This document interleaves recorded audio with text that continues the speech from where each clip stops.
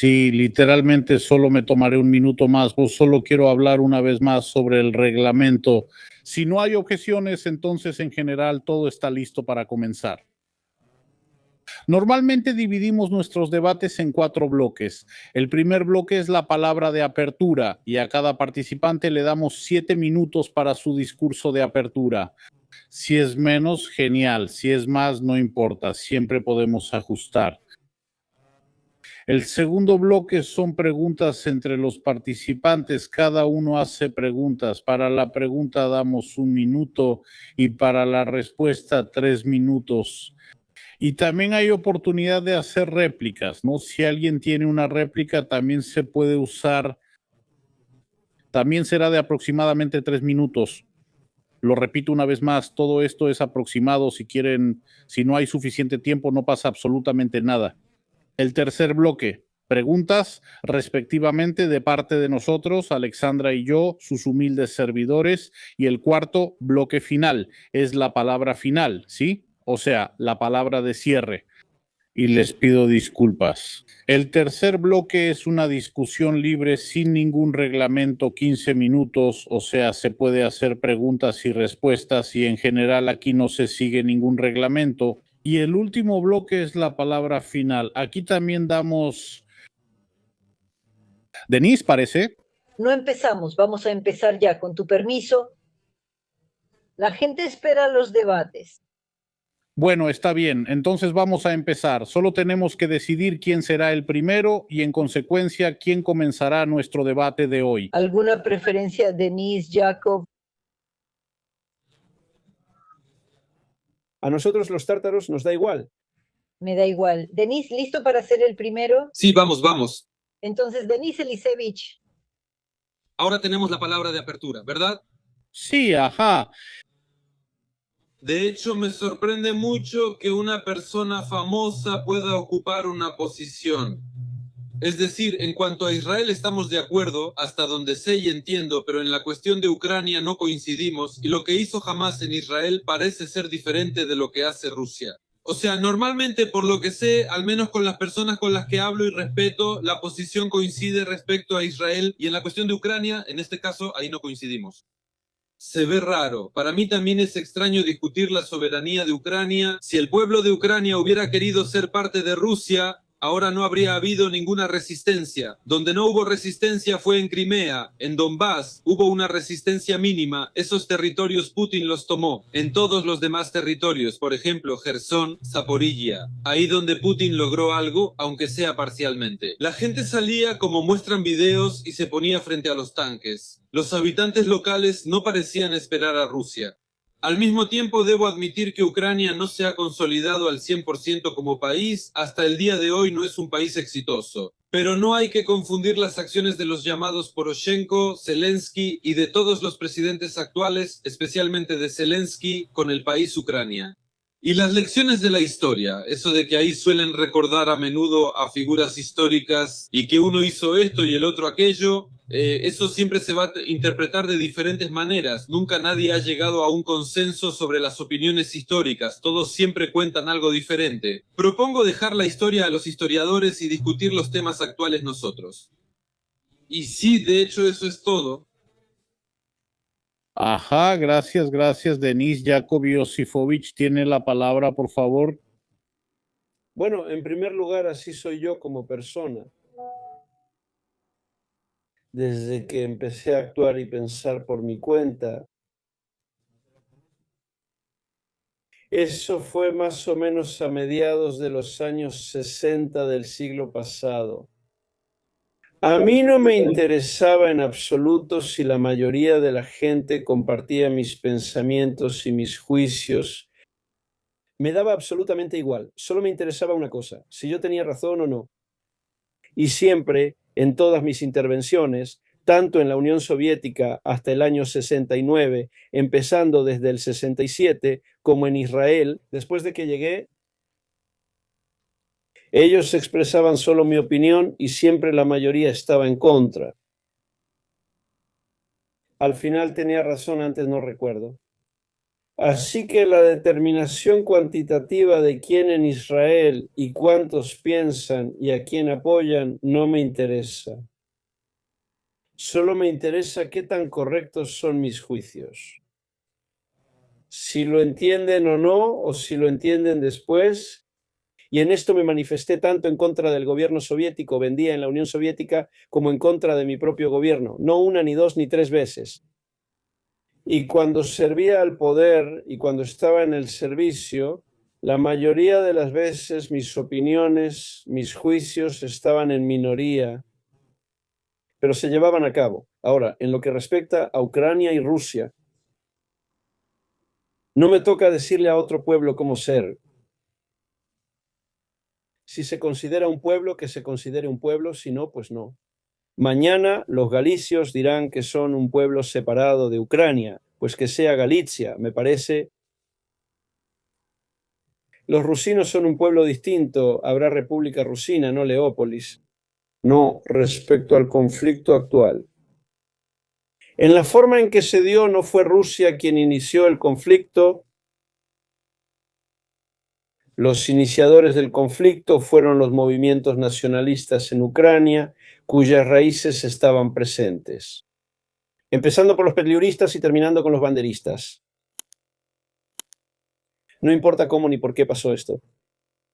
Yo trabajé en Ucrania con todas las autoridades ucranianas desde finales de los años 80. Trabajé con las autoridades ucranianas, con el Servicio de Seguridad de Ucrania, con los presidentes. ¿Cómo se desarrollaba esto? Yo lo vi. No había ninguna razón interna objetiva. Rusia no tenía ninguna queja contra Ucrania. Hasta 2004 en general no había problema. Los problemas empezaron cuando impusieron algo a Ucrania. Yushchenko violó la Constitución y lo llevó al poder en contra de ella. No solo lo vi con mis propios ojos, esto pasó en Ucrania. También lo escuché en Occidente de aquellos que lo hicieron y no tenían reparo en decírmelo a mí. Y entonces, cuando por primera vez dijeron que Ucrania debía ser parte de la OTAN y servir como base de la OTAN, ahí fue cuando todo comenzó. Y después de eso, todo continuó de manera tranquila, calmada. Hasta el año 14, y después del año 14, cuando se firmaron los acuerdos de Minsk, el primero, el segundo, Rusia los aceptó. Nunca negó aceptarlos. ¿Quién negó que los iba a cumplir? Fueron todos los gobiernos ucranianos y todos sus mentores europeos quienes luego lo admitieron. El primer punto del acuerdo de Minsk decía: Ucrania no es un estado unitario hasta el año 22. Ucrania no reconocía ni a la República de Donetsk ni a la de Lugansk, reconocía un solo estado ucraniano, y no lo había. En la política rusa no había declaración ni intención de comenzar tales acciones para la anexión. Ni la República de Donetsk ni la de Lugansk. Ellos, Rusia, ni siquiera los reconocía. Las acciones militares las inició el ejército ucraniano. El ruso no participó. Solo después de varios meses empezaron a ayudar un poco bajo presión interna a los voluntarios con armas, pero eso ya es otro asunto. Solo 2 días antes de la operación especial, Rusia dijo que, ya que Ucrania y Occidente no reconocen los acuerdos de Minsk, ella tampoco los reconoce mientras existieron. Oficialmente para Rusia, Ucrania era un solo estado. Hoy, mientras ocurren acciones militares, no voy a suponer cómo pasaron, por qué hizo cada quien o qué errores hubo, ni sus objetivos. Ni entonces ni hoy Rusia tenía ningún objetivo de conquistar toda Ucrania o eliminar la condición de Estado de Ucrania. Había un solo objetivo: respetar la Constitución ucraniana que existía cuando Ucrania obtuvo su independencia en 1991. Ahí estaba escrito: Ucrania es un estado neutral, no se une a ninguna alianza militar y no habrá bases militares en el territorio de Ucrania. Eso es lo que exigía Rusia. Cuando organizaron ese golpe de bandidos en el 14, y sé cómo sucedió, tanto desde Ucrania como desde Occidente, quién hizo qué, e incluso desde Georgia. Después de eso, Rusia dijo: está bien, quédense. Pero Crimea, donde más del 90% de la población es rusa, Crimea es una república que según la Constitución de Ucrania puede separarse. Crimea, donde tenemos la base naval de la flota del Mar Negro, no la vamos a entregar. Realizamos en Crimea. Se realizó un referéndum. Crimea se unió, de acuerdo con la Constitución ucraniana, a Rusia. Y, como era de esperarse, sin un solo disparo. Sin un solo disparo.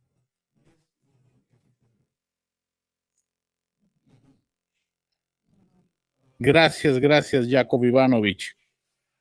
Propongo entonces pasar al segundo bloque, que es precisamente el bloque que permitirá probablemente revelar de manera más completa el tema anunciado. Son preguntas y respuestas. Cada ponente le hace varias preguntas al otro. 1 minuto para la pregunta y 3 minutos para la respuesta. Como Denis Yeliseyevich comenzó con las palabras de apertura, entonces probablemente Denis continúe. Es decir, la primera pregunta será de tu parte. Denis, por favor, haz tu pregunta. Sí, intencionalmente no me interesé por la cuestión del reglamento antes del debate, así que todo lo que he dicho y diré es pura improvisación. Y esta será la reacción a lo que dijo el señor Kedmi ahora en su discurso de apertura. Él mencionó a los nacionalistas, que esa fue la causa principal de la guerra. Entonces, ahora voy a hacer una pregunta, pero quiero decir que cuando se afirma que Rusia no atacó, sino que Ucrania atacó, todos lo registraron. ¿Quién lanzó los misiles el 24 de febrero? Yo estaba en Kiev. Rusia los lanzó. Pero tengo una pregunta sobre los nacionalistas. ¿Quién, si lo tomamos como un factor independiente? O sea, que quiere decir que en algún lugar de los bosques de Ucrania o en las ciudades aparecieron nacionalistas que crecieron a una escala increíble que de alguna manera asustaron a Rusia. Dígame, por favor, ¿de dónde viene el financiamiento de los nacionalistas? ¿Usted cree que ellos mismos lo organizaron? ¿Ninguno de ellos trabaja ahí? Por favor, dígame su opinión para los espectadores. Bueno, como conozco la historia del movimiento de Bandera y de Petliura y quién los financió en su momento, siempre fueron financiados desde el extranjero. Y ahora es lo mismo, es otra cosa. La guerra de los 6 días, el primer disparo lo hicimos nosotros para eliminar la amenaza de los ejércitos árabes en torno a Israel. ¿Quién disparó primero? No importa. ¿A quién amenazaba Ucrania? Ucrania en sí misma no le interesa a Rusia. Ucrania no amenaza a Rusia. Ucrania como plataforma para bases militares de la OTAN contra Rusia en proximidad directa a los centros estratégicos de Rusia, eso sí amenaza a Rusia. Es otra cosa, la glorificación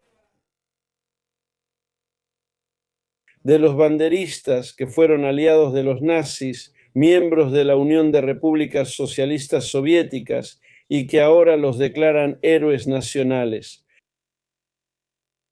Está claro que eso no le conviene a Rusia, pero simplemente es una lucha contra el nazismo.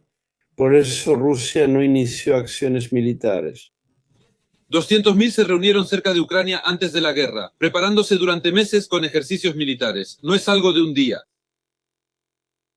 En la frontera de la región de Donetsk y en Lugansk había 120.000 tropas ucranianas. Las tropas rusas que entraron a Ucrania, en general, eran aproximadamente la misma cantidad. desde el principio de la entrada de las tropas rusas, la superioridad numérica era de hasta 90. A finales del año 93, ucraniano, el ejército ruso no entró para ocupar estos territorios. Cuando las tropas rusas entraron en las ciudades del territorio de Ucrania, en la región de Kharkov, Chernigov, incluso en Gerson, les preguntaban, ¿y quién está aquí? ¿Qué autoridad habrá? La respuesta fue, esos son sus problemas. No tenemos intención de establecer su autoridad aquí. ¿De dónde era en Rusia? ¿De dónde? No había ninguna intención de ocupar ni de privar de la condición de Estado. ¿Cómo lo sabe? ¿De dónde obtuvo esa información? ¿Qué decían los locales? No estamos juntos en el estudio, cada uno de nosotros tiene un sonido diferente, el micrófono está encendido, por eso a veces sucede esto. Ya dije que la pregunta es sobre los nacionalistas, pero sigue dando la misma lección rusa. Estamos debatiendo y hago la pregunta correctamente. No, es correcto, solo digo una vez más, usted tendrá la oportunidad de dar su respuesta. Hago la pregunta ahora. ¿De dónde sabe esto Jack en general? Ajá. Todo lo que sé sobre Ucrania, no he estado en Ucrania desde principios de los años 2000. Conozco los medios de información. ¿Qué medios de información, por ejemplo? Sé trabajar con los medios de información. No lo dudo. He trabajado con ellos profesionalmente. Evalúo los medios de información que utilizo. Estos son tanto occidentales como rusos y privados. Y la imagen es inequívoca. Es decir, si usted dice que al entrar las tropas soviéticas, las tropas rusas, cuando entraron en el territorio de Ucrania, querían formar otro gobierno ahí. Le pregunto, ¿en qué se basa para decir eso? Los hechos dicen otra cosa. Ellos no lo planearon, que después las cosas empezaran a cambiar, es otra historia. Pero hasta hoy, ¿qué exige Rusia de Ucrania? Solo una cosa principal. Volver a un estatus neutral, no alineado, sin que haya bases militares de fuerzas en territorio ucraniano que puedan amenazar a Rusia. Eso es lo primero y lo principal. Y lo segundo es la desnazificación, es decir, poner fin a la persecución de la población rusa, de la Iglesia Ortodoxa rusa, alabar a los nazis y presentar la ideología nazi banderista como la única y natural para el pueblo ucraniano. Eso no es correcto. No lo hubo. Entiendo que Había más movimiento partisano que pronazis. Yakov Ilich, y el suyo, hagámoslo así. Denise te hizo una pregunta a la que respondiste. Denise, tal vez Yakov Ilich te haga una pregunta a ti y entonces podrás responder lo que quieras. Alexander Pavlovich, una observación, si se puede. Claro, claro, por supuesto. Algunos conocen al señor Ketmi, otros a mí, otros a ninguno, y para algunos esto es nuevo. Quiero decirle al señor Ketmi que soy prácticamente la única persona en Ucrania de la migración política que está a favor de la neutralidad. Y aquí el debate es exclusivamente sobre si Ucrania es un país soberano, como yo creo, o si usted cree que es casi parte de Rusia. Porque cuando usted dice cosas que yo apoyo, entonces aquí empieza a mezclarse todo. O sea, ¿sobre qué estamos debatiendo? Apoyo la neutralidad y rechazo los símbolos nazis que a veces muestran militares ucranianos. Eso es impensable y aterrador, pero los debates en torno a la soberanía de Ucrania... Hasta donde yo sé hoy. En este caso no importa lo que yo piense, pero el conflicto entre Rusia y Ucrania, el gobierno ruso no pone en duda la soberanía estatal de Ucrania. El gobierno ruso dice que el poder en Ucrania es ilegal, partiendo de la opinión de que, Ucrania es un estado soberano. Rusia está lista y ha negociado con Ucrania como estado soberano. En los planes rusos, políticos y de otro tipo, no hay ninguna declaración ni ninguna insinuación de que Ucrania deba dejar de existir como Estado soberano. En los años 90 no hubo problema. Yo estuve en Ucrania y me reuní con el director del Servicio de Seguridad de Ucrania. En Ucrania hablamos con él, hubo algún problema y él dijo que llamaría ahora. ¿Y el apellido se puede decir? ¿Quién estuvo en la Unión de Repúblicas Socialistas Soviéticas y con quién? El apellido del jefe del Servicio de Seguridad de Ucrania con quien habló, usted dice. Entonces yo hablaba con todos. Pero ahora que lo recordó, ¿se sentó personalmente con alguien? ¿Quién era? Entiendo. Ya no recuerdo el apellido, ahora no lo recuerdo, lo recordaré. Dígame, ¿sé quién es? ¿En qué año fue? 94, 5, 6. Andrei, lo recuerdo, solíamos hablarnos más por nombre. Me reuní con Marchuk en ese entonces y 2 o 3 generaciones de Alma. Así que nos reíamos juntos. Él dice, estuvimos juntos al mismo tiempo. Nos tomamos con el Comité de Seguridad del Estado. Él se fue a trabajar al 5º departamento y el 5º departamento del Comité de Seguridad del Estado se encargó de mí, ¿cómo decirlo?, como cliente. Él dice, empezamos juntos en el 5º departamento. Él estaba a cargo de los banderistas. Eso dijo. Entonces, cuando hubo un problema, él llamó al director del Servicio Federal de Seguridad y le dijo, aquí está Yasha, tengo un problema aquí, ¿podemos discutirlo juntos? Y lo discutieron. O sea, el proceso en sí fue natural. No hubo ningún problema en los años 90 entre Rusia y Ucrania, ni políticos ni de ningún tipo, solo que en ambos lados había bandidos y oligarcas. Putin no tenía poder. ¿Qué tiene que ver Putin aquí? También tenemos problemas desde que llegó Putin. No, el problema no inició con Putin, ni cuando asumió el poder en 1999. Sí. El problema empezó en 2004, cuando Yushchenko fue llevado al poder ilegalmente. Ahora vamos a hablar de eso. Violando la Constitución bajo la presión de Occidente. Lo escuché en mi país, Israel. Cuando se trataba, Dicen que Yushchenko debe llegar al poder, que él habla de eso. En Estados Unidos me lo dijeron antes de que él asumiera. Nuestros líderes al llegar de los Estados Unidos trabajaron con los estadounidenses.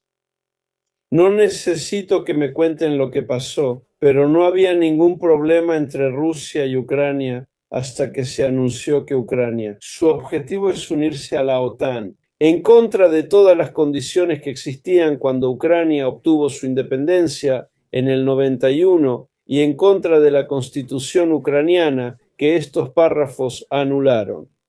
Yakov, hablemos por etapas, no tengo problema en hablar de todo, para eso nos reunimos, solo vayamos por partes, porque iniciamos con los banderistas y terminamos en temas globales.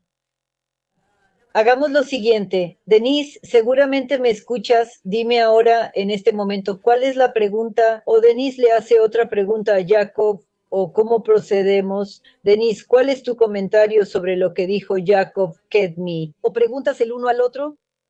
Sí, quiero comentar, responderé a la pregunta, pero simplemente aquí hay que reaccionar porque si no vamos a estar perdiendo todo el tiempo. Exactamente, por eso te cedo la palabra. Sobre el hecho de que ahora Putin ha ido a la guerra y él no tenía planes de conquistar toda Ucrania ni de establecer su poder allí. Cuando mataron a esos rusos, a los primeros que entraron les hallaron insignias, banderines y cintas con las que planeaban desfilar por la calle Greshchatik como en un desfile de victoria. Eso es simplemente un hecho, no es parte de la propaganda, es un hecho documentado y concreto. Luego, en Kiev, en el centro de la ciudad, hubo un intento de desembarco para tomar el barrio gubernamental y apoderarse del poder.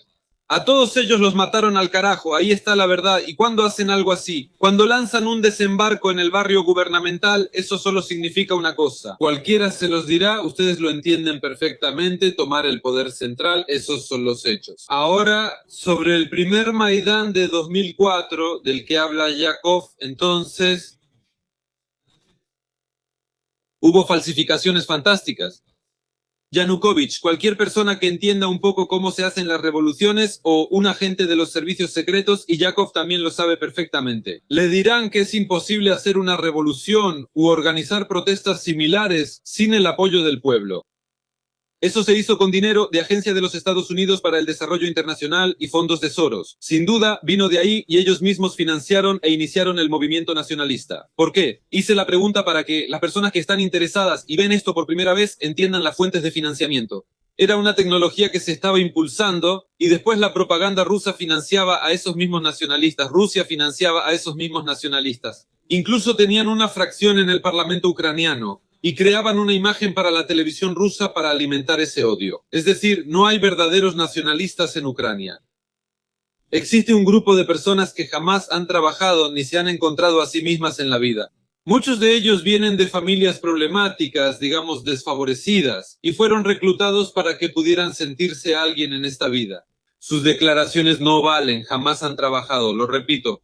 No son nacionalistas, son personas que tomaron para sí esta cuasi idea y asustan a todos en los videos. ¿Qué se utiliza en Rusia, volviendo al Maidán? Pues bien, Agencia de los Estados Unidos para el Desarrollo Internacional lo financió, pero no puedes sacar a tanta gente sin apoyo. Mi familia estuvo en el Maidán en 2004 no por Yushchenko ni los banderistas, sino contra la dictadura. Kuchma representa represiones y asesinatos políticos, además de un sistema judicial injusto donde todo se resuelve con una llamada. Hoy en día, Kuchma sigue igual. Grupos en el Ministerio del Interior eliminaban por orden del poder y Kuchma daba las órdenes. Alexandra conocía a Gennady Balashov, quien ya falleció. Él fundó en Ucrania el partido Ucrania Dorada. Y ellos, junto con el exalcalde de Kiev en 2 ocasiones, Leonid Chernovetsky, quien, por cierto, ahora vive en Israel, también se puede decir que es una migración política forzada. Ellos organizaron ese partido, Chernovetsky lo financiaba como banquero, tenían un 10% de apoyo. Kuchma llamó a Chernovetsky desde la administración presidencial y le dijo: deja de financiar esto, cierra el partido o te matamos. Así se lo expresó Volkov, jefe de la administración de Kuchma. La gente salió en contra de eso. Agencia de los Estados Unidos para el Desarrollo Internacional lo impulsó y Soros lo financió con dinero. Ellos donaron mucho dinero a la organización, pero nadie puede ir a tu casa y decirte: aquí tienes $100, sal a la calle. Es una tecnología, la gente estaba en contra, ese como Yushchenko se aprovechó, él es un canalla, lo peor de Yushchenko. Por cierto, si saben, la primera reunión fue con Putin, él invitó a Putin a su casa en Ucrania, ahí tomaron vodka y conversaron. Él fue lo bastante inteligente para evitar la guerra a pesar de su nacionalismo. Zelensky no tuvo esa inteligencia ni quiso evitarla y además servía a los globalistas. Es un tema complicado ahora y hablar directo, hicieron una tercera ronda. No escucho que eso sea correcto, porque ahora son las elecciones en Rumania. No me gustan los enfoques de Putin ni los de la Unión Europea, donde los globalistas hablan de soberanía nacional. La gente salió a las calles, una enorme cantidad en todo el país. No puedes organizar eso por dinero. En Serbia también hubo recientemente un Maidán, también fue incitado, pero no puedes organizar eso. Si la gente está satisfecha con su vida, puedes organizar eso ahora en Estados Unidos o Israel. Solo se sale por el llamado del corazón, como contra Netanyahu, que no apoyo, pero ahí hay democracia, algo que envidio como ucraniano. Está bien, sigamos. Regresemos a nuestro reglamento previamente establecido para que realmente no mezclemos todo esto. Escuché que ahora tienes una réplica, según entiendo, sobre lo que acaba de decir Denise. La primera manifestación del ejército insurgente ucraniano la vi en Kiev en 1988, en la Ucrania soviética, en la calle Khreshchatyk, con sus uniformes y consignas. Yo estaba ahí y casi no controlaba mi enojo. Ellos me vieron que yo era de Israel, sabían que yo era judío, yo los miraba, pero no podía hacer nada. Pasaporte diplomático, ese no es mi país. Pero entonces vi por primera vez su uniforme, esas caras, esos asesinos, todavía estaban vivos. Cómo desfilaban por la Khreshchatyk con banderas y canciones. Esto comenzó bajo el poder soviético, no con Rusia. Segundo, conozco a Kuchma mejor que ellos, y a todo su entorno, y a todos los bandidos antes y después de él. Recuerdo a Pavel Lazarenko, un bandido. un criminal de Dnipropetrovsk, a quien hicieron primer ministro. Yo conocía a todos esos oligarcas, a todos esos bandidos. A menudo me decían, ¿te acuerdas de este? Lo mataron a tiros. Bueno, está bien. Así que eso no empezó con Kuchma, eso siguió después. Esa es la cultura política que Ucrania heredó del poder soviético. Se convirtió en una caricatura aún mayor del poder del Estado. Kuchma, esa fue una de las etapas. En segundo lugar, sé cómo se hacen las revoluciones, sé cómo se hacen los golpes de Estado, sé cómo los hicieron. Nunca es el pueblo quien hace una revolución, nunca. Cuando hay fuerzas que pueden aprovechar ciertos descontentos en el pueblo y dirigirlos, neutralizar la resistencia, entonces se organiza un golpe de Estado. Así es como se organizaban. El descontento del pueblo. Sí, el pueblo siempre está descontento. No, es cuestión de porcentaje. Cuando el 3% está descontento. Sí, siempre se puede. Sé cómo se hacía aquí, cómo lo hacían nuestros vecinos, cómo lo hacían en Europa. Y en cuanto a eso es totalmente cierto. El pueblo ucraniano y la mayoría de la población odiaban y no estaban contentos con los nazis. Te diré aún más. El Partido Nacional Socialista Alemán, un año antes de las elecciones de 1932, casi desapareció, tenía muy pocos seguidores. En 1935, Reichswehr prestó juramento personalmente a Hitler. En 1933 el pueblo alemán no era nazi. En 1938 todos eran nazis. Porque ¿cómo se puede lavar el cerebro? Propaganda nacionalista incitando contra los demás. No ofendo a los ucranianos si esto se le pudo hacer al pueblo más educado y desarrollado de Europa en 3 años. En Ucrania con su pasado. Eso no es un problema. En cualquier país se puede lavar el cerebro a la gente. En cualquiera, incluso en el mío, no hago excepciones. Gracias a mi pueblo. De lo que hablamos sobre Kuchma, sobre todos los bandidos que estaban cerca de él, yo a ellos personalmente. El pueblo salió en contra de eso en el año 2004. Si admiten que junto a Kuchma había bandidos, por eso el pueblo salió en 2004 y Kuchma y Agencia de los Estados Unidos para el Desarrollo Internacional se aprovecharon. Yo digo, pero no hablo de eso, no digo quién, cómo ni por qué se aprovechó de eso. Pues ese fue Kuchma. ¿Quién llevó a Yushchenko al poder? Los mismos gestos que ellos hacían, también los hacía la señora Merkel. ¿Y qué? Era una exkomsomol. ¿Y qué? Tenía que serlo, era komsomol. Pero ahora es diferente. Incluso, ¿cómo se llama esa de Lituania? No de Lituania, sino de Lituania. Eso no tiene ningún papel. Gracias. Sí, gracias. Pero el problema que había sigue siendo el mismo. Rusia no está sometida a duda el derecho de Ucrania a ser un Estado soberano. Solo hay una condición principal. Ucrania debe ser un Estado neutral y no debe convertirse en una base para fuerzas hostiles contra Rusia. Nada de OTAN. Si quieren Unión Europea es asunto suyo, pero OTAN no. Militar, ¿no?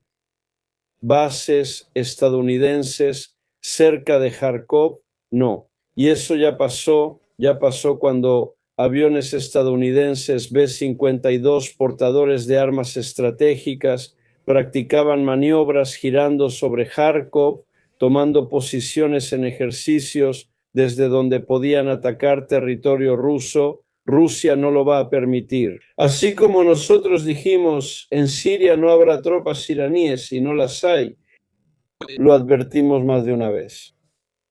Recuerdo estar en el ejército cuando fui a Jordania. Les dijimos que si las tropas iraquíes entraban en Jordania, nosotros entraríamos en Jordania y los aplastaríamos. Es decir, lo mismo con Ucrania. Ucrania no asusta a Rusia. Ucrania, que está lista para convertirse en una plataforma, suplica: seremos la fuerza de choque contra Rusia, que Ucrania le ceda esto a Polonia, que sean los polacos. A los polacos por esto los han golpeado, los golpean y los golpearán. Bueno, que sean ellos. Pero Ucrania, ¿qué tiene que ver ahí? Gracias, Jakov Josifovich. Quiero recordar una vez más que en nuestro debate de hoy participa el activista social y empresario Denis Yelisevich, así como el activista social de Israel Yakov Kedmi, Jakov Josifovich. Todavía no le ha hecho ninguna pregunta a Denis Yelisevich, así que por favor, ¿no tiene preguntas? Usted no tiene. ¿Y qué podría preguntar yo? Conozco la posición de Ucrania, gracias. Entonces conozco a diferentes personas en Ucrania.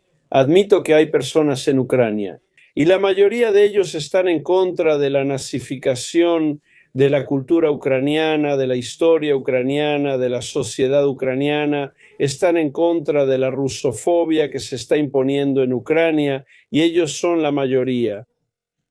De eso estoy hablando ahora. ¿Dónde está la mayoría? ¿Cuál mayoría? Las acciones militares siguen porque las autoridades ucranianas no aceptan las condiciones principales de Rusia. ¿Ya están de acuerdo? ¿Ya están de acuerdo?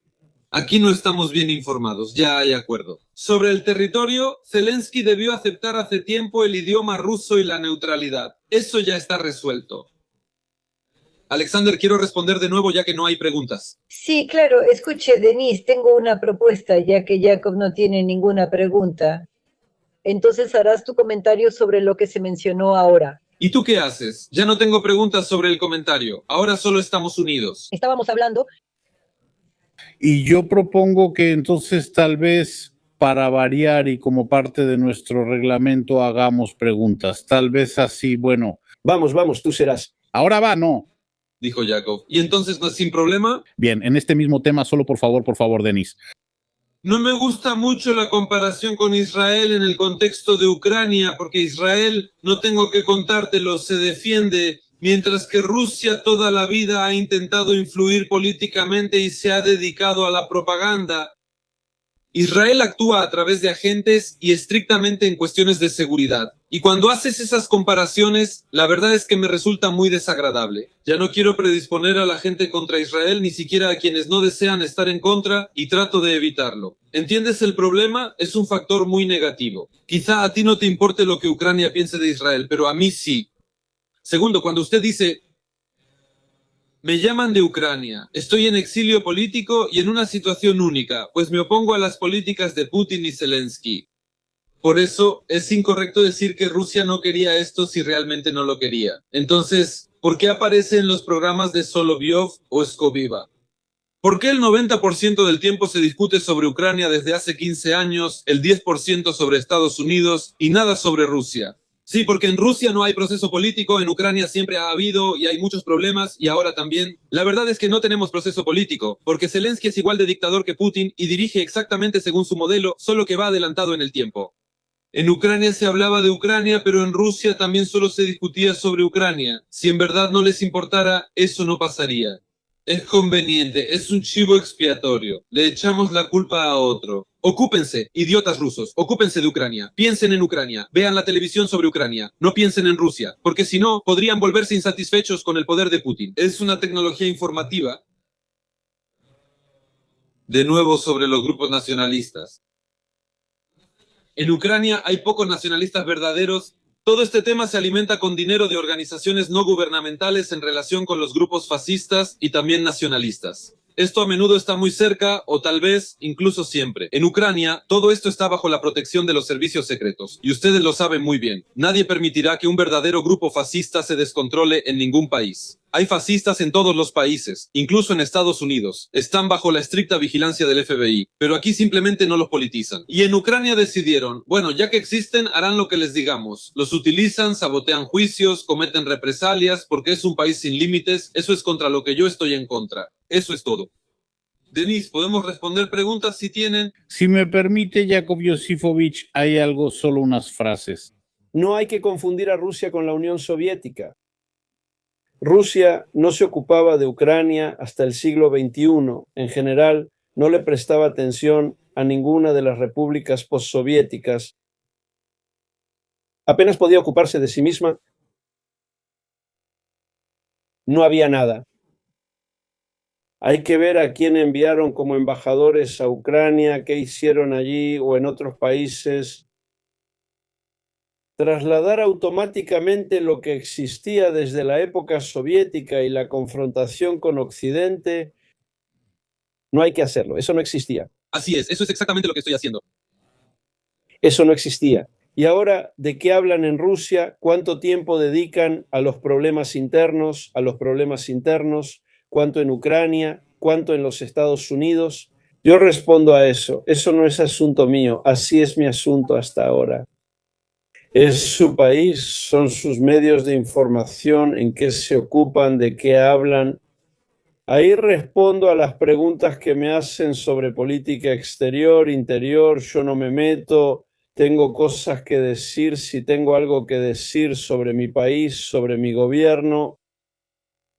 Si van a estar, yo no hablo de ellos. Eso no es asunto mío. Cuando me preguntan, digo que no tengo derecho a opinar, es su país.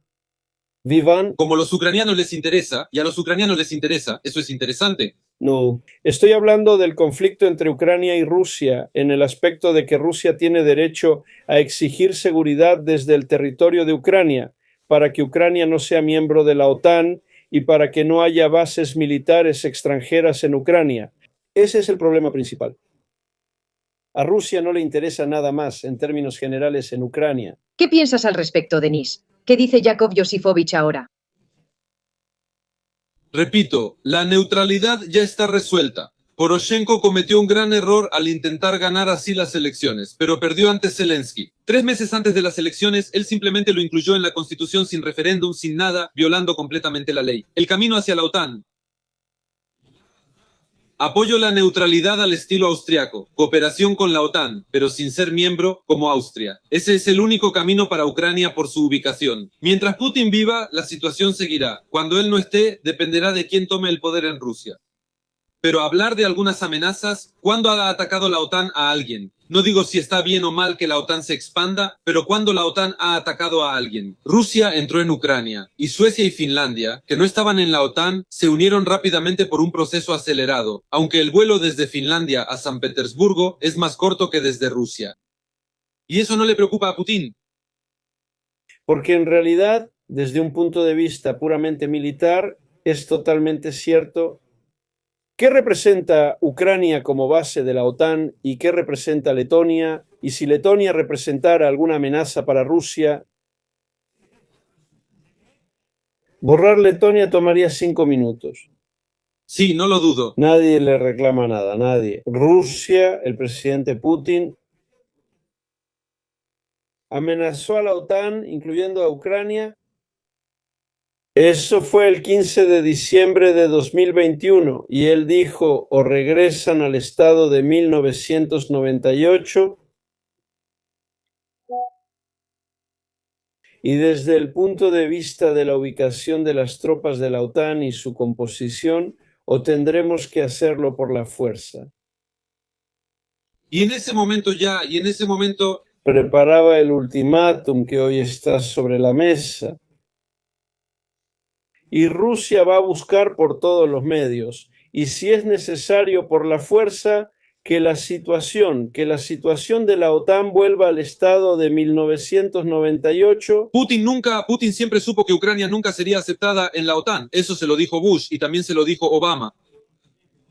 No sé quién sabía qué. ¿Es un documento secreto? Yo sé los planes reales que tenía la OTAN, la flota británica, la flota estadounidense, la flota francesa para el Mar Negro y para Ucrania.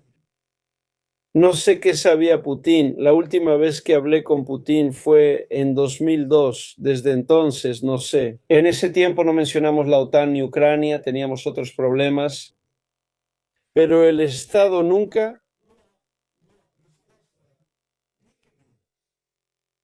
Si realmente se preocupa por su seguridad, no confía en lo que alguien dice. Hay formas reales, lo que hacía nunca. Y cuando había planes reales de convertir Sebastopol en un puerto de la OTAN, Ya no importa quién dice qué, quién piensa qué o quién se imagina algo, hay su propia dinámica.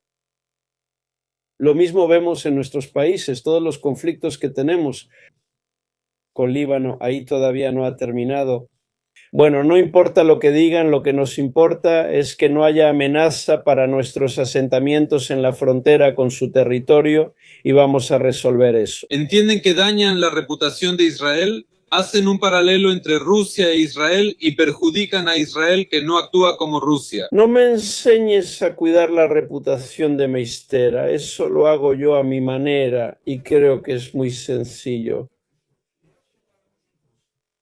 Rusia como Estado y también Israel y cualquier otro país tienen todo el derecho de garantizar su seguridad. Para mi seguridad necesito Canadá, pero para mi seguridad necesito Canadá o Groenlandia.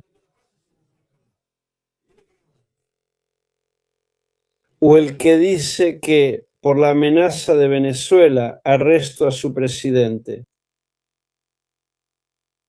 Ustedes no siempre traen eso aquí, además lo relacionan aquí, hacen un paralelo.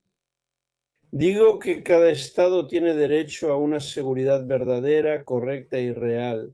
Cuando hay una amenaza de un Estado vecino se resuelve. Rusia quería resolver esa amenaza por la vía diplomática.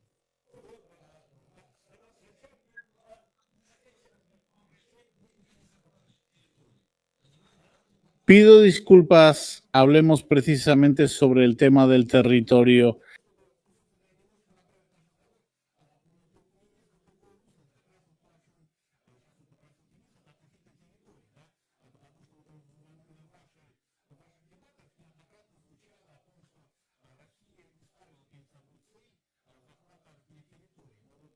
Lo que vemos ahora es una insinuación constante y no solo en los discursos de los militares, sino también del propio presidente. Son territorios originalmente rusos, como por ejemplo Odessa, que de una u otra forma quieren recuperar y así sucesivamente, como también Yarkov. ¿Qué opina usted al respecto, Jakov Yosifovich? En cuanto al territorio, pues es posible considerar en una situación así que existen territorios originalmente rusos y que hay un camino diplomático. ¿Alguna historia antigua? Por cierto, esto también se refiere a Crimea, Odessa, la región de Odessa, Mykolaiv, incluyendo, digamos, Yarkov y Zaporilla. Entonces, la llamada Novorossiya, se puede decir que sí, que estos son territorios de Novorossiya o que son territorios tradicionalmente rusos. Desde un punto de vista puramente histórico, Novorossiya es un territorio originalmente ruso, que fue fundado y todas las ciudades fueron fundadas por Rusia, por el Imperio Ruso. Empezando por Jersón, ¿quién fue el primer gobernador de Jersón? Bueno, está claro. Sí. No es cuestión de devolver esos territorios.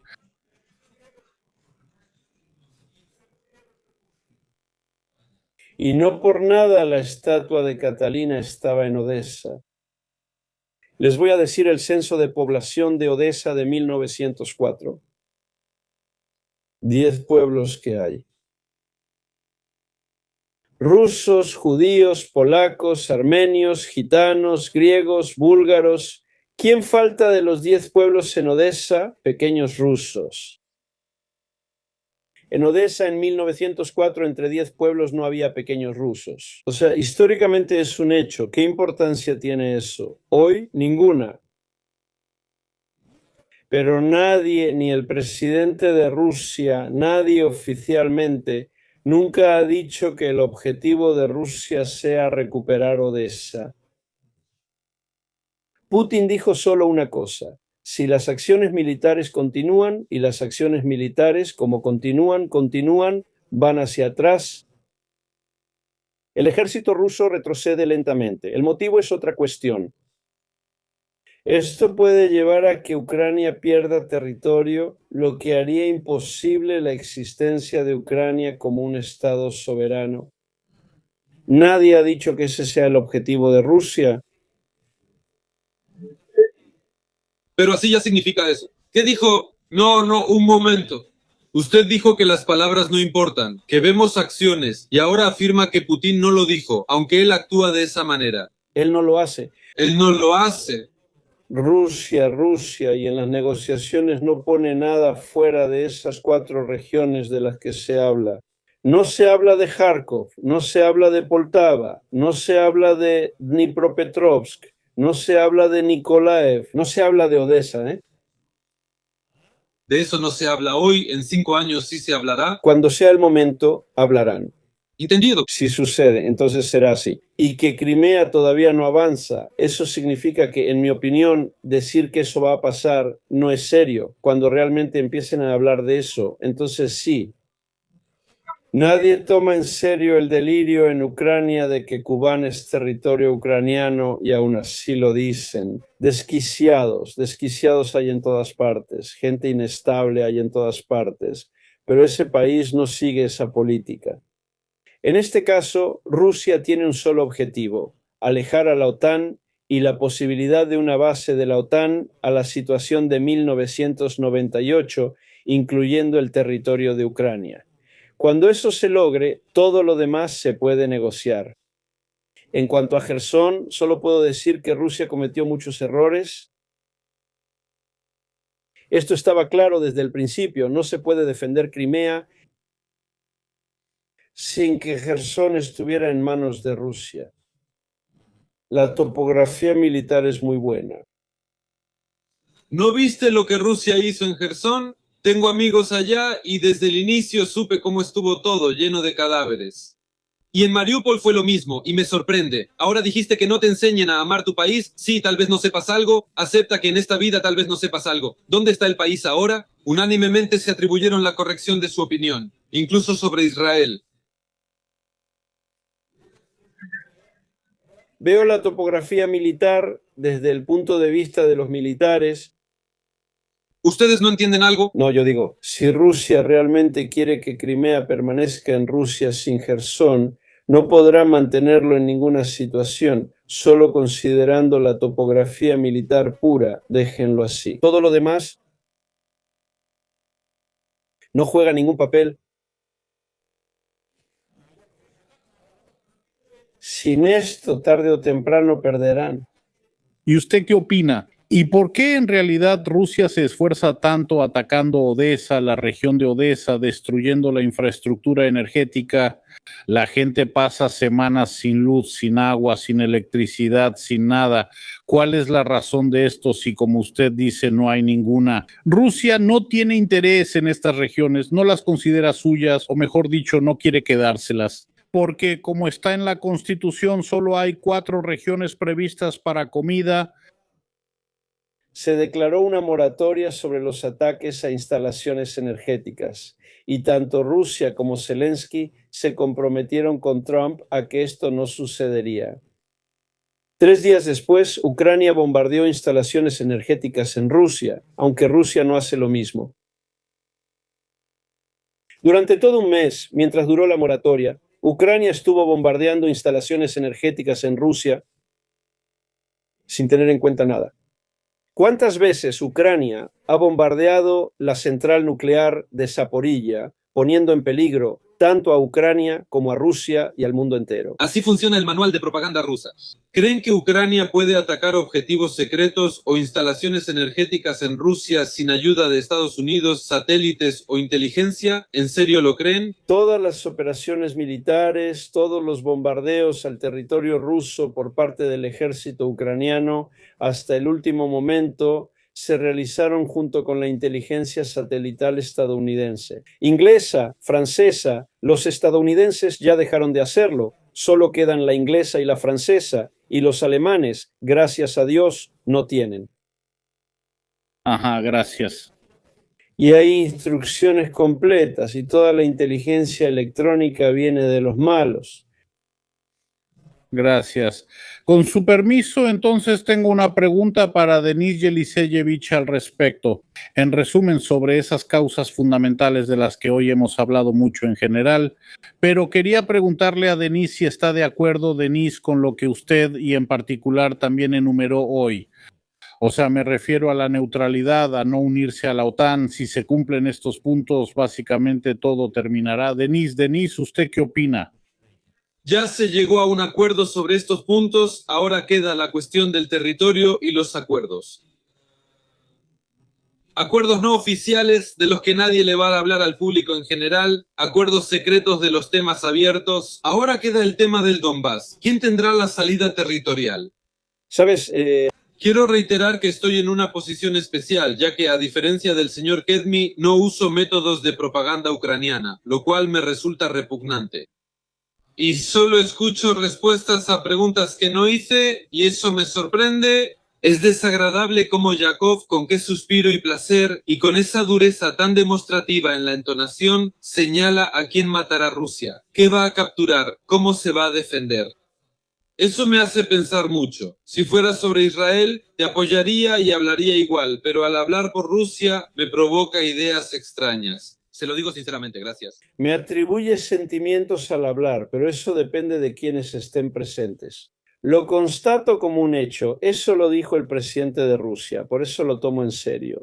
Lo que dijo, lo sé. Lo que no dijo, no lo sé, por eso lo tomo así. ¿Qué fue lo que se dijo y qué política y políticas hablan de esto? En relación con las 4 nuevas regiones de Ucrania que Rusia considera suyas, llegaremos a un acuerdo. Pónganse de acuerdo, ese no es el problema. Yo creo que Rusia no lo va a devolver, basándome en las leyes rusas y en lo que ha pasado. ¿Podrán lograr que Rusia lo devuelva? Eso no tiene ningún papel. Eso es un problema interno de Rusia, no es un problema internacional ni un problema de la OTAN, es un problema. Sí, y el problema de si las regiones de Donetsk o Lugansk estarán en Rusia o no, eso es entre ustedes y Rusia, lo decide Rusia. 2 días antes de que comenzara esta operación, incluso antes de eso, Rusia reconocía las regiones de Donetsk y Lugansk como parte de una Ucrania unida. Quienes lo arruinaron fueron aquellos que rompieron los acuerdos de Minsk y llevaron la situación a lo que fue. Quienes lo arruinaron fueron Ucrania y Europa Occidental. Sí, desde el principio. Desde el principio. Según ellos mismos admiten, dicen que estuvimos ganando tiempo para darle más fuerza a Ucrania, que no teníamos intención de cumplir los acuerdos de Minsk. Eso lo dijo la excomsomol Frau Merkel, eso lo dijo el presidente de Francia. O sea, era una política planeada, dirigida solo a una iglesia. Gracias a los participantes. Y una pregunta más para ambos participantes, tanto para Jakov Illich como para Denis por turno. ¿Ustedes creen que era posible evitar esta guerra o de todos modos no?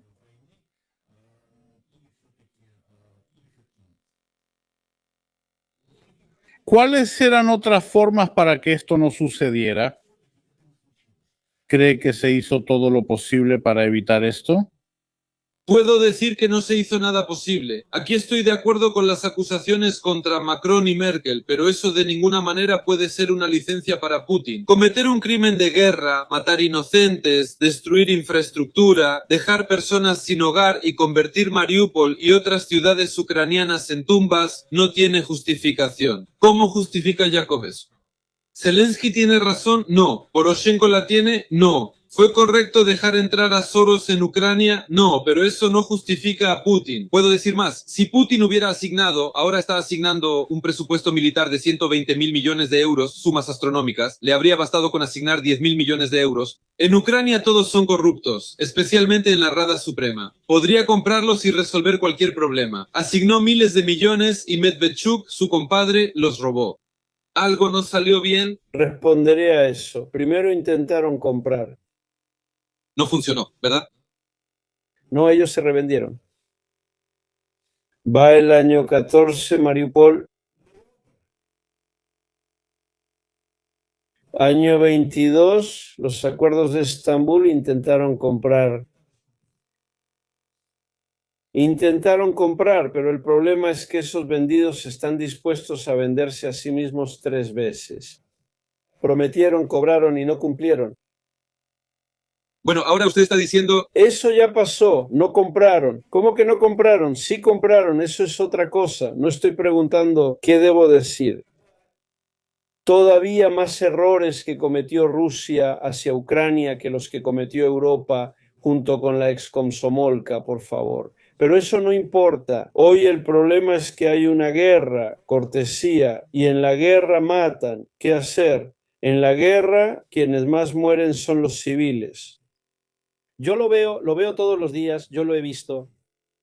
Yo entré en ciudades egipcias, yo vi lo que había ahí, entré en el consejo con los tanques, yo estaba en mi tanque, en la ciudad. La guerra es terrible y asquerosa. No debemos llegar a eso, pero si pasa es como en la guerra. Quien llevó a la guerra, que no se queje. Gracias, Yakov Borisovich. Lo mismo, como digo, uno puede lamentar todo lo que quiera a los que murieron en Gaza. Ajá, mi colega Alexandra. ¿Lo recibiste? Ajá. Sí, lo tengo. Hay preguntas del público, una para Yakov y otra para Denis. Yakov, entonces, Alexandra, disculpa, pero debo explicarles a los espectadores por qué esto se traduce en el manual de propaganda rusa que escuchamos sin parar el 80% del tiempo al aire. no, mejor así. Hablas 3 segundos, luego yo, después tú, y hago una pregunta, una para ti y una para Yakov. ¿De acuerdo? ¿Vale? La influencia política se refiere a la creación de varios partidos y luego de facciones en el Parlamento. En la Rada Suprema, cuando tienen mayoría, pueden decidir cualquier tema. Antes podían hacerlo así. Yakov menciona Estambul, indicando que hay 10 miembros del grupo de negociación allí. Rusia ofrece 10 millones a cada uno si firman, luego Boris Johnson ofrece 20 millones si no firman. Eso es banal, no es interesante y nunca pasó realmente. Pero yo no digo eso, yo no digo eso, yo no digo eso. Sobre el concurso de negociaciones no lo mencionaste. Dije que intentaron sobornar tanto en el 14 como en Mariupol. Y en el 22 y también en Estambul, pero no dije que eso pasó. ¿A quién intentaron sobornar? ¿Dónde? ¿A quién intentaron sobornar antes de que entraran las tropas rusas, cuando entraron y después? Así que no lo dije de manera tan primitiva, que vinieron y les ofrecieron 10 millones a cada uno de ustedes, no, como yo, pueden estar seguros. Sé cómo se da un golpe de Estado, cómo se soborna a políticos y se manipulan países, no como aficionado ni por diarios, sino profesionalmente. Por eso Rusia no lo logró conmigo. Ese es su problema, pero ahora ese no es el problema. ¿Cómo se pudo haber resuelto el problema? ¿Cómo permitió Rusia que Ucrania llegara a esto? Gracias, esa ya es otra pregunta, pero que ellos lo resuelvan por su cuenta, gracias. Cuando vi eso frente a mis ojos ya me sorprendí. Lo digo así, no trabajo, pero es su país. ¿Qué puedo hacer yo? Ahora la Oficina Anticorrupción en Ucrania está llevando a cabo una investigación. Usted sabe, hubo allanamientos, fui diputado del pueblo de Ucrania y eso ya no soy yo. ¿Sabe? Cuando lo digo yo, el espectador piensa que estoy inventando algo o que lo digo a propósito, pero ahora es un hecho documentado. Eso significa que un simple don, nadie en la Rada Suprema recibía $5.000 en un sobre. Cuando votas bien, $10.000. Cuando votas por un completo desorden, por todo lo que te digan, $30.000 al mes, eso es nada para Putin. Y dicen que no pudieron sobornar a alguien ahí. Me da risa escuchar eso. Es gracioso, pero es un hecho. En Ucrania yo siempre decía gracias. En Ucrania siempre compraban a todos. En la Rada todos los diputados han comprado o sido comprados. Ninguno tenía su propio lugar. Lo tenía. Conocía a muchos. Sabía quién les pagaba, cómo y cuánto, además de cómo recibían dinero extra. Sí, usted sabe todo, pero simplemente no quiero discutir esto con usted, ya que no es ciudadano de Ucrania, pero ahora está intentando. Eso no me importa, eso no me preocupa. No es por eso que hay guerra, es por eso que hay guerra. En realidad no hay ningún proceso político, la gente también debe saberlo. En Rusia no hay política. No es la corrupción de la sociedad ucraniana, de las élites ucranianas, ni las razones económicas la causa de la guerra. No por eso empezó la guerra, pero la guerra sigue hoy. Solo por una razón. Solo hay una razón. Cuando se resuelva, lo demás no importará, como Ucrania no le interesaba a Rusia antes. Yakov Yosifovich, ¿puede repetir la razón de la guerra? Le preguntan aquí. Yo diría, mientras no se elimine la posibilidad de que Ucrania se convierta en una base para bases militares de la OTAN contra Rusia. Y mientras no se restablezca el estatus neutral de Ucrania, sin pertenecer a ningún bloque, sin unirse a ninguna alianza contra Rusia, la guerra continuará. Disculpa, Denise, ahora solo te pido que respondas claramente a lo que acaba de decir Yakov Yosifovich. Así de claro, Yakov Yosifovich acaba de nombrar la razón por la que esta guerra comenzó y continúa. ¿Tu comentario al respecto específicamente sobre esto? Concretamente, Zelensky no hizo nada para evitar la guerra, pero la guerra comenzó porque Putin se está vengando de Occidente por no haberlo tomado en serio mucho antes. Decidió mostrarles quién manda aquí. Debo admitir que no le está saliendo mal, pero no al Occidente, sino a los líderes europeos insignificantes, a Biden, a figuras débiles, no a Trump ni a las pocas figuras fuertes de Europa. O sea que es una venganza personal de Putin. Él demostró, aquí mando yo, se negaron a aceptarme en la OTAN y a cumplir mis demandas, no nos tomaron en serio. Ahora él se venga de todos. Ese es el estilo puro de la KGB. Tengo una pregunta, Yakov Ilich, del chat. Le piden a Yakov Kedmi, ¿por qué el derecho a la seguridad? Usted lo reconoce para Rusia, pero no lo reconoce para Ucrania, que también tiene fronteras y también tiene población. ¿Quién amenazó a Ucrania? ¿Quién amenazó a Ucrania? ¿Quién anexó Crimea y Donbass? Poroshenko aún no lo prohibía. ¿Quién amenazó a Ucrania? ¿Quién lo intentó? ¿Alguna vez Rusia amenazó a Ucrania? Rusia le entregó a Ucrania todos los territorios, sin decir una palabra. Sí, nunca. Por mucho tiempo de los territorios rusos en Tershim, nada. Rusia no reclamaba nada, ninguna queja contra Ucrania, hasta el año 14, ninguna. ¿Tu comentario? Todas las iniciativas vinieron de Ucrania, la iniciativa de unirse a la OTAN fue ucraniana. Como mencioné, el presidente Poroshenko cometió un gran error al incluir ilegalmente el rumbo hacia la OTAN en la Constitución. Estoy completamente de acuerdo con eso, pero para ser justos, debo admitir que eso sucedió después de la anexión de Crimea y Donbass. Lo repito, es una lástima que Gennady Balashov no esté aquí, ya que el primer día de los hechos en Crimea fue allá. Y lo secuestraron. El grupo de Girkin, y cualquiera puede encontrar en YouTube un video con el rostro de Girkin, con este grupo de la banda de la dirección principal del Estado Mayor General de Rusia, que golpeaba a la gente, que intimidaba a todos. No creo que en Crimea no haya tenientes prorrusos, ellos habrían ganado el referéndum de todos modos, sin necesidad de un arma automática. Pero yo les cuento a las personas que no saben cómo actuó Rusia, y ahora dicen que ahí no estuvieron de acuerdo, que Rusia no amenazó ahí. ¿Cómo que no amenazó? Se introdujeron grupos terroristas sin insignias y anexaron el territorio. ¿Por qué Ucrania no disparó? Esa es una pregunta para quienes gobernaban Ucrania entonces, y ellos deben responder. Sin duda, pero a mí no me gusta en absoluto cuando empiezan a exhibir eso. Como si Rusia siempre tuviera la razón y todo fuera perfecto allá, mientras que Ucrania es vista como algo sin valor y donde todo está mal. Sí, ambos países son corruptos, aunque en Rusia es un poco menos por sus estrictos servicios secretos. Ucrania apenas inicia, y eso marca la diferencia. Una vez más, repito el hecho. Yushchenko, al convertirse en presidente, dijo que el objetivo de Ucrania era unirse a la OTAN. Eso lo dijo el presidente de Rusia. El presidente de Ucrania no era Panchenko, que vino después. Rusia reconocía. Esto fue hasta antes del 20 de febrero de 2022, y tanto la región de Donetsk como la de Lugansk eran consideradas parte de una Ucrania unida. Rusia reconocía el primer punto de los acuerdos de Minsk, donde estaba escrito que Ucrania es un estado unificado. Solo cuando Ucrania y Occidente cancelaron los acuerdos de Minsk, eso dejó de ser así. Antes de eso no había ninguna duda. Si se hubieran cumplido, en respuesta a su pregunta, si se hubieran cumplido los acuerdos de Minsk, no habría habido acciones militares. quién los rompió, quién no tenía intención de cumplirlos, fueron las autoridades ucranianas. Y no importa si fue Poroshenko o no Poroshenko, ¿cuál es la diferencia?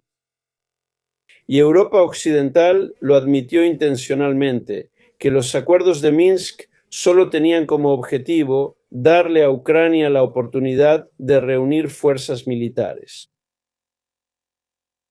Eso es lo que dijeron. Tengo una pregunta para ti del chat. También pregúntale a Denise, ¿hay errores por parte del gobierno ucraniano que hayan acercado la guerra o toda la responsabilidad recae exclusivamente en Rusia? ¿Vieron lo que dijo el señor Ketmi? No rebatí porque no tengo argumentos. El gobierno ucraniano cometió errores y provocaciones. Esta es la verdad, no vine a blanquear la propaganda ucraniana y lo afirmo categóricamente. Otra cosa es que todos los errores, cuando hubo una enorme acumulación, ¿entienden? Se fueron acumulando errores, error tras error tras error, luego otro error más, y al final realmente ocurrió la guerra. Nada de eso le daba derecho a Putin de iniciar acciones militares. Otra pregunta para ti. Pregúntale a Denise, ¿dónde está la línea entre el apoyo y el uso? ¿Qué tendría que ocurrir para que admitieras que los intereses de Occidente y Ucrania realmente se separaron? Ese concepto no existe, lo inventó Putin. Occidente colectivo tampoco existe. Y me gusta mucho la política de Trump, que ahora ya lo está mostrando muy fuerte a todo el mundo. Hay líderes europeos de izquierda débiles, como Macron, como Merz, como Úrsula, como Kaja Kallas, que todos están bajo las estructuras de los globalistas de izquierda, que llevan a cabo su propia política. Eso no tiene nada que ver con Occidente como tal. En todas partes ahora las fuerzas de derecha están ganando en las encuestas. Tan pronto como las fuerzas de derecha lleguen al poder en Europa, Europa volverá a acercarse a Estados Unidos y todo estará bien en ese sentido. Occidente es diverso y hay quienes actúan correctamente, pero los globalistas se adueñaron del poder mundial por la debilidad de la oposición. Ahora, gracias a Elon Musk, Twitter es X. De no existir X, Kamala Harris sería presidenta de Estados Unidos, Bolts vicepresidente y todo seguiría igual. Y ahora pueden llamar a las cosas por su nombre, gracias a Dios, y ahora todo será diferente en este mundo. Porque lo que hicieron los globalistas fue primero criar a Putin. Vi las compras de energía de la Unión Europea a Putin durante la guerra. 330.000 millones de euros equivalentes a 3 o 4 presupuestos militares rusos. ¿Entienden? Crearon a Putin, le dieron recursos, él inició la guerra y ahora están en pánico. Quiero preguntarles a ti y a Denise, ¿qué significa hoy la victoria? ¿Es territorio, seguridad o el fin de las muertes desde su punto de vista? ¿Y de quién es la victoria? ¿Cómo entender esa palabra? Hoy quiero saber su opinión. Las tres definiciones se refieren a la típica demagogia propagandística. La victoria es cuando se logra el objetivo establecido para las operaciones militares. Entonces eso es una victoria. ¿Cuál era el objetivo establecido? Esa es otra cuestión. Por lo general, lo que hacen ahora los militares o los políticos, todo eso se mezcla en los resultados. Lo rodean y dicen, esto es lo que queríamos lograr. Eso no es una victoria, una vez más, es un asunto puramente profesional. En una operación militar se establece una tarea, lo primero es definir el objetivo de la operación. Si se logra el objetivo, eso es una victoria. Si no se logra, si se logra parcialmente, entonces o no es una victoria o es parcialmente no es una victoria. Ajá, ya veo. ¿Y cuál era el objetivo? Determinen cuál fue el objetivo que se planteó. Si se logró, entonces es una victoria. Si empiezan a justificarse y a inventar que eso era lo que querían, eso es pura demagogia política. Ahora no voy a decir que Ucrania ganó. ¿Ucrania ganó? No voy a demostrar ni contar ahora que Ucrania ganó, que Ucrania está perdiendo, que Ucrania perdió, pero Rusia también perdió. Aquí no hay ganadores. Ningún ganador. Putin ganó personalmente, él ganó. Sobre los objetivos, al inicio había 200.000. Luego los mataron y reclutaron nuevos, comprando mercenarios hasta sumar 700.000. En Rusia, los objetivos iniciales de la operación militar especial no se cumplieron, ya que de lo contrario, 200.000 habrían bastado y ahora hay 600 grupos. Por cierto, Rusia perdió y lo entenderá en unos 10 años. En 5 años Putin perderá su puesto.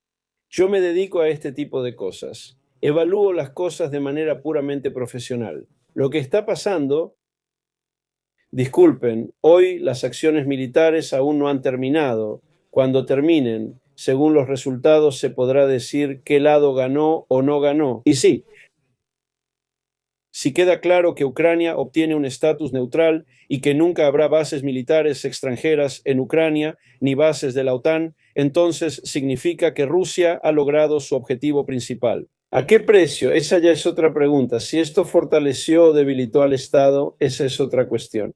Sí, Denise, escuche. Hay guerras que fortalecen al Estado, hay guerras que debilitan al Estado, incluso si declaran la victoria. Entendí, agregaré a Alexander. Ambos lados dirán que ganaron, como sabes. ¿Qué lado? Los políticos de cada país se ocupan de su propia democracia política.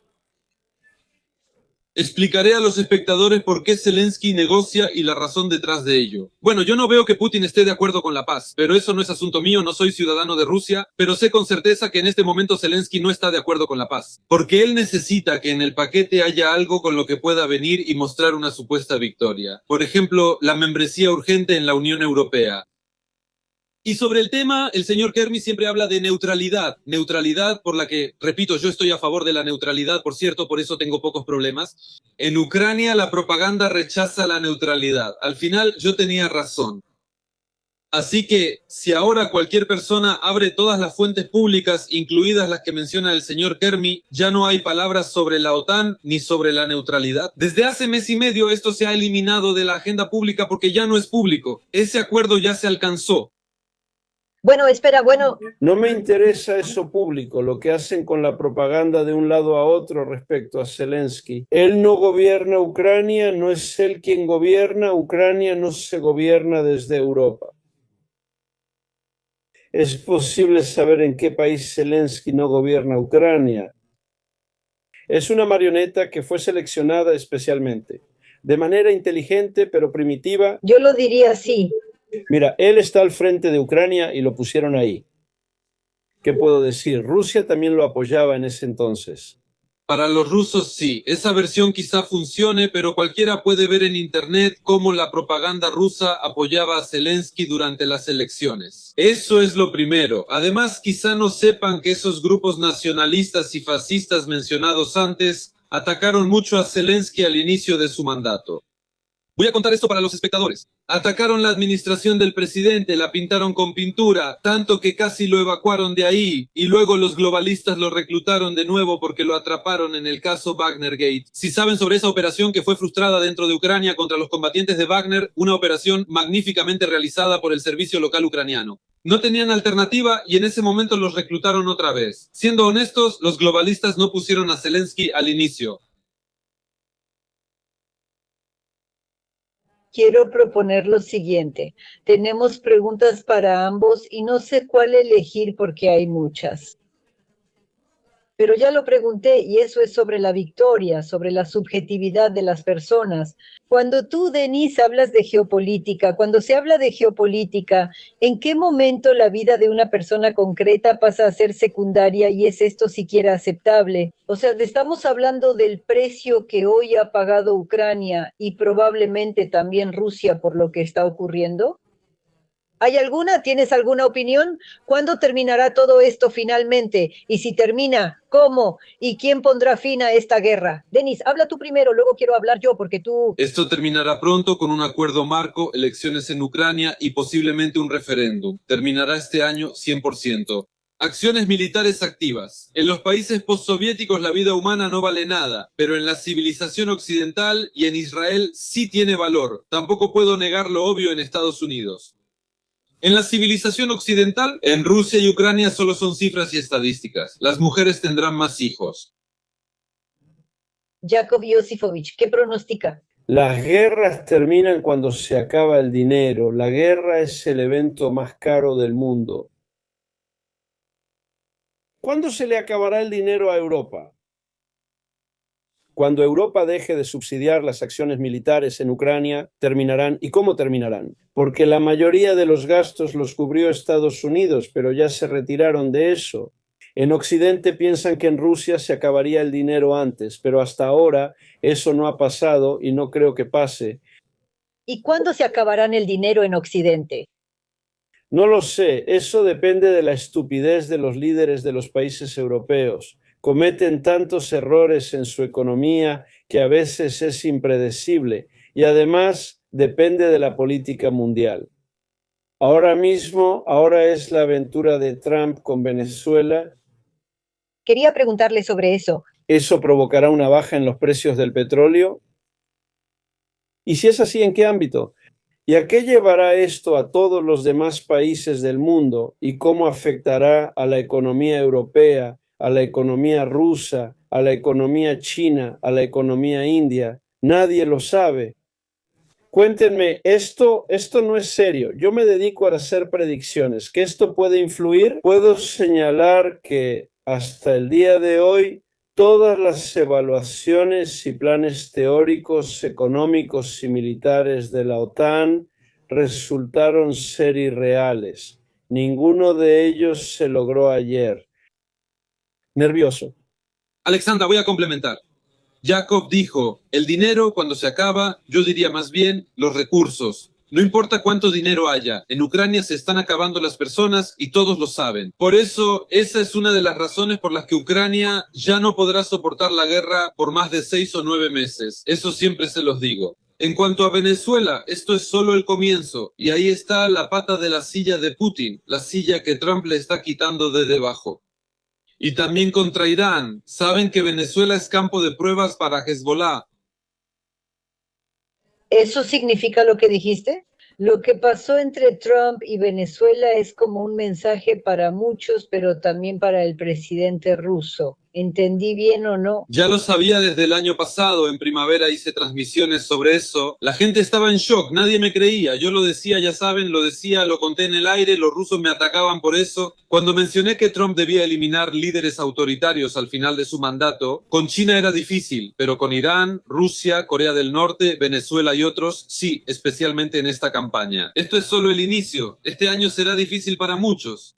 Yo, en resumen, estoy de acuerdo con lo que dijo Denise. Ahora, Trump construye su política, ya que es un hombre de negocios en la economía. Él intenta lograr lo que se puede lograr mediante presión económica, chantaje económico, ultimátum económico. Él intentó hacerlo con aranceles, pero no tuvo éxito. Él lo intenta. Uno de los objetivos de Estados Unidos es ser el principal proveedor de energéticos mundial. Al obtener el petróleo venezolano, él se convierte, alcanza ese objetivo. ¿Cuánto le ayudará esto? No lo sé.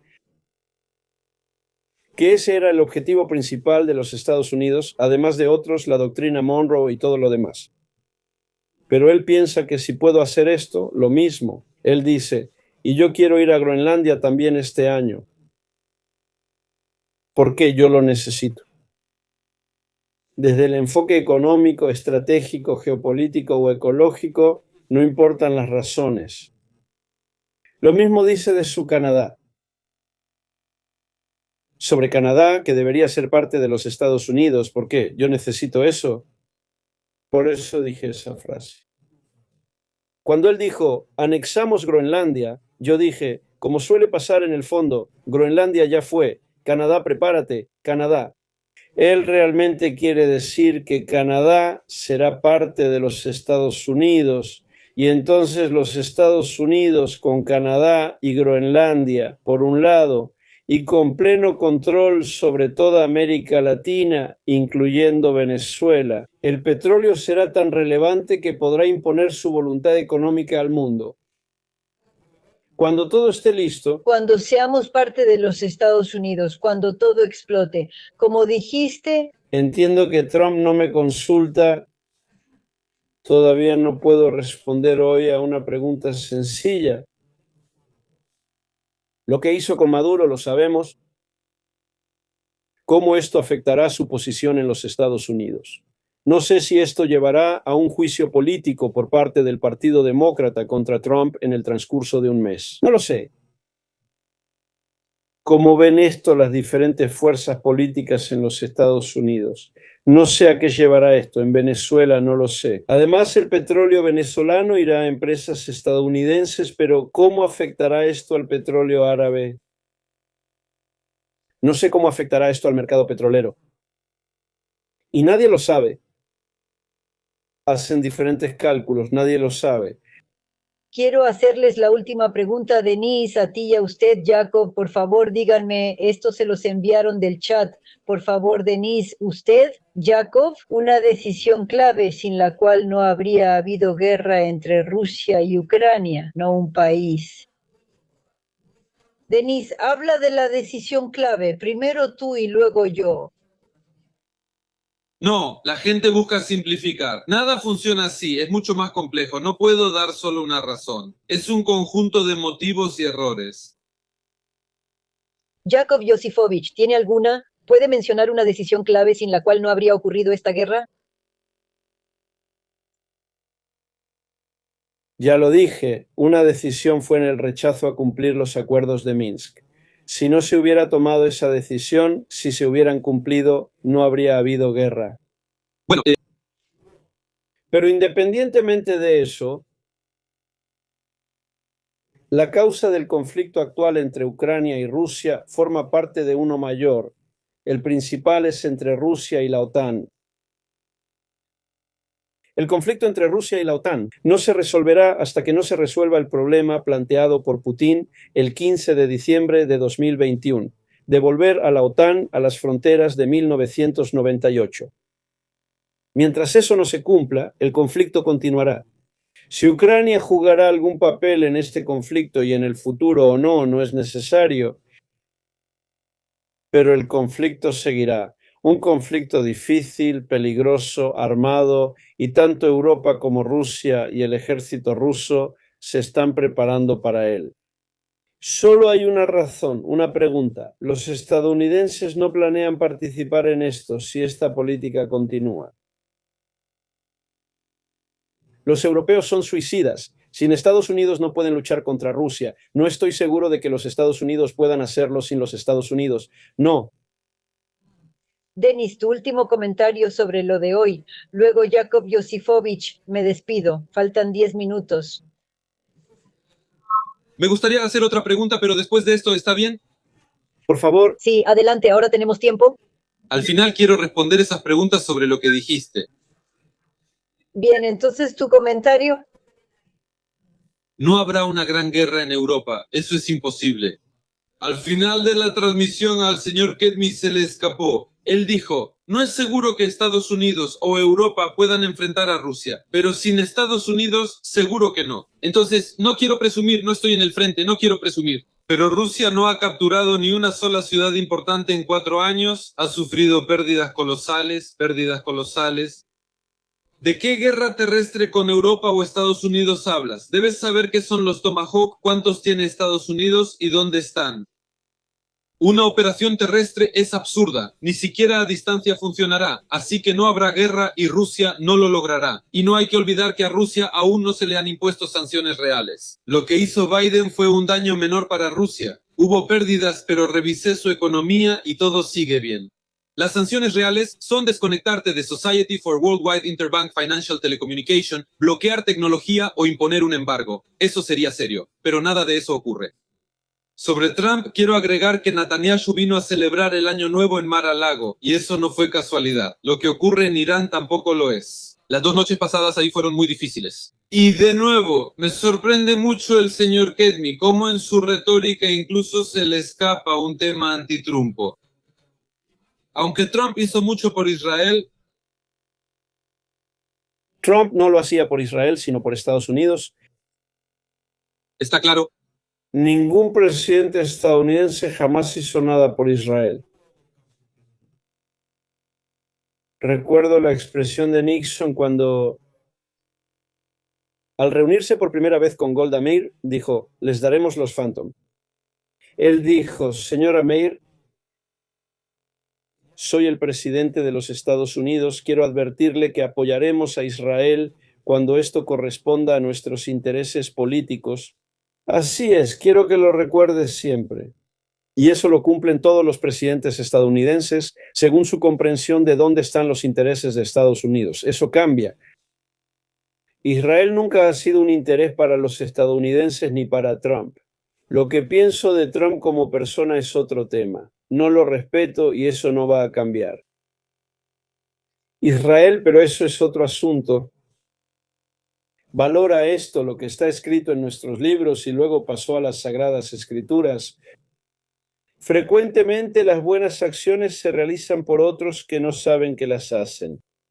Pero no es de eso de lo que se trata ahora. Sé un poco sobre armas, sé un poco sobre la guerra, sé un poco sobre lo que son las fuerzas estratégicas de los Estados Unidos y de Rusia. Sé cuál es hoy la seria superioridad de las fuerzas estratégicas de Rusia en comparación con los estadounidenses. Por eso los estadounidenses no lucharán contra Rusia.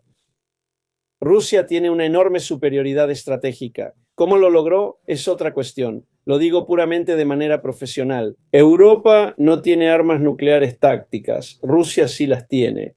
Europa solo tiene ese tipo de armas en Francia, que son francesas, y las demás son estadounidenses. Los ingleses, los Tomahawk y demás no juegan ningún papel. Si hay guerra con Europa, será distinta, sin capturar territorios ni incursiones de tanques. Durará unos días, será para destruir el ejército y la infraestructura, destrucción con armas nucleares tácticas. En este sentido, Europa no tiene ninguna oportunidad, nadie la tiene. Rusia tiene una enorme ventaja. Y Estados Unidos no intervendrá en el conflicto con Europa, porque entonces se convertirá en un conflicto estratégico. Los estadounidenses no querrán arriesgar eso por Europa en su propio territorio. Ya ni siquiera hablo de lo que podrían llegar a ser los Estados Unidos como resultado de esta guerra.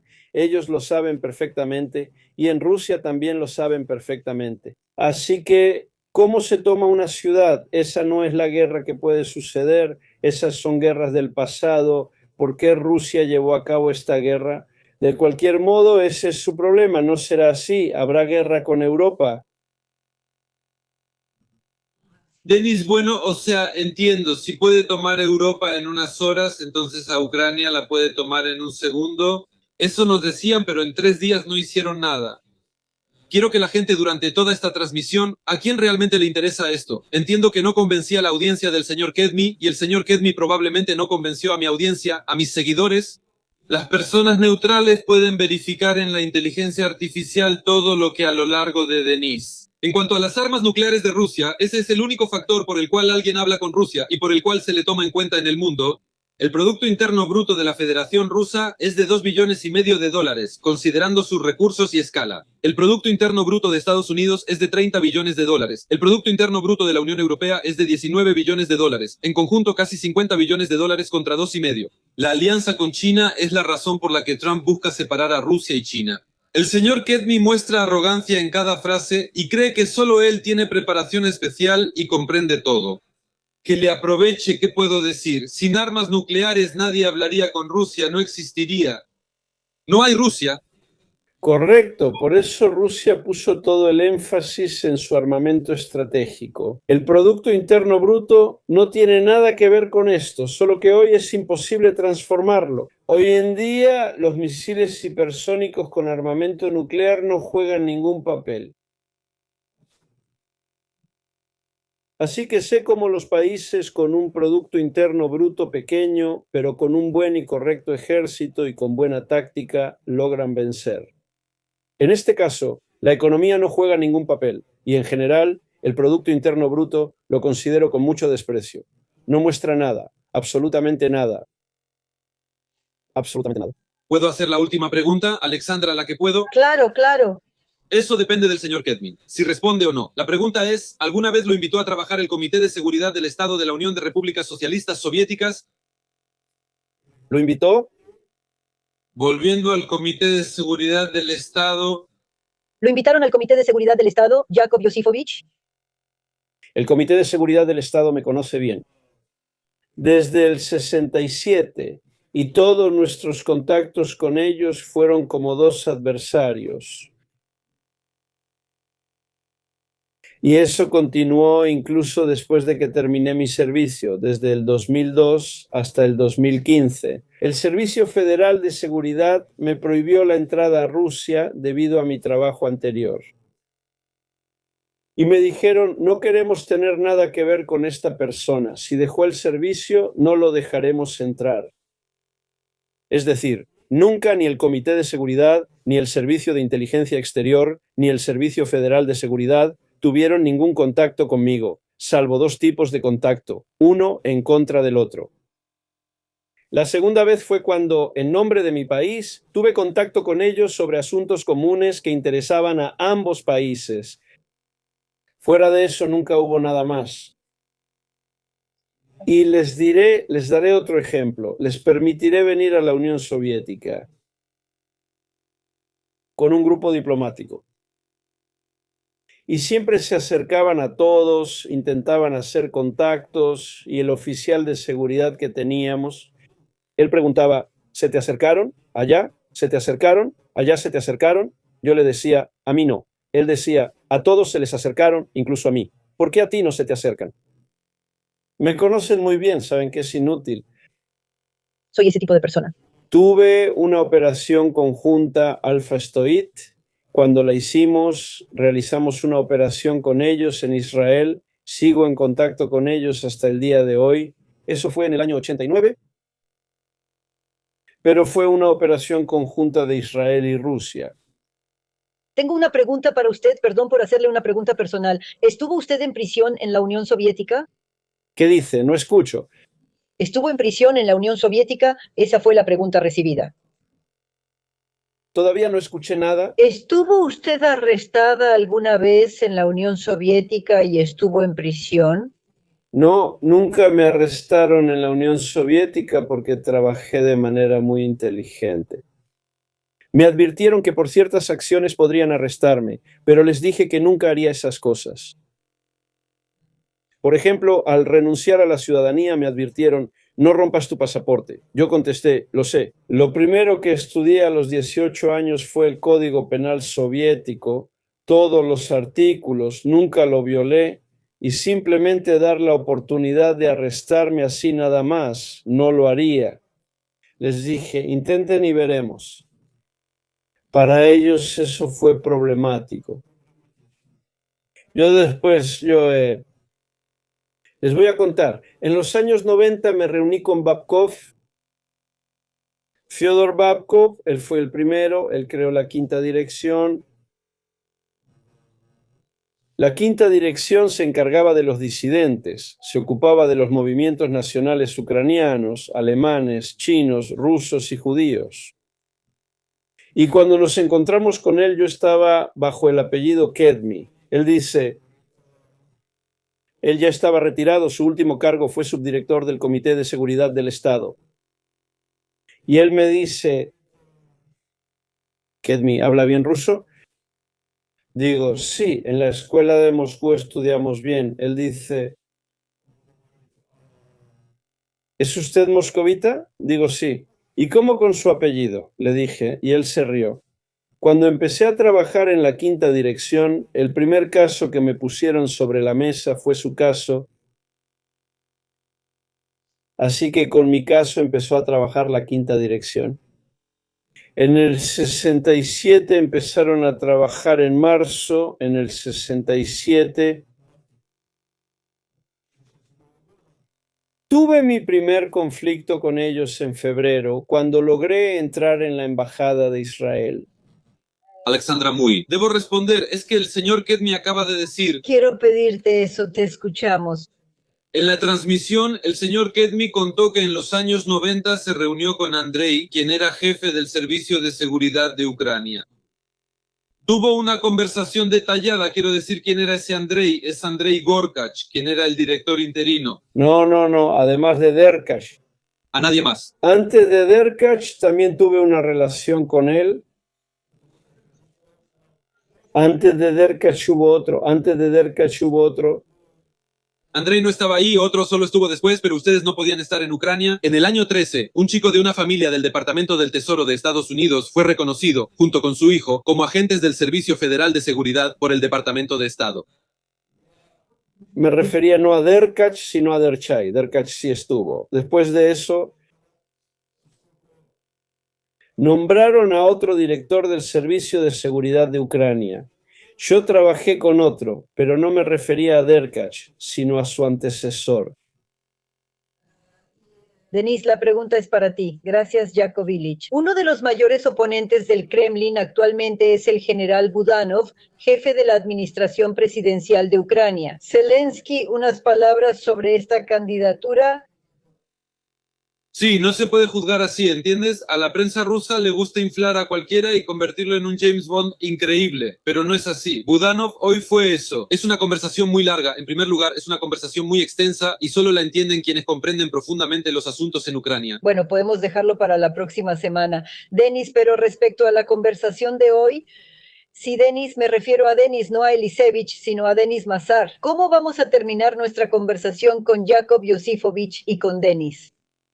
Bueno, probablemente con agradecimientos por su participación, entiendo. Pero, ¿cuáles son sus impresiones de esta conversación? Ustedes no se conocían antes, ¿verdad? Bueno, entiendo que Denis sabe quién es Kedmi y Kedmi sabe probablemente quién es Denis Elisevich. Sobre lo que acabas de decir, Denis, mencionaste algo interesante. Mi audiencia no convenció a Yakov Kedmi, la audiencia de Yakov Kedmi no convenció. Así es, en cualquier debate, cuando sale Trump contra Biden o contra Kamala, él no va a convencer a su audiencia, él puede convencer. O solo a las personas que no se han decidido, no ganará el debate.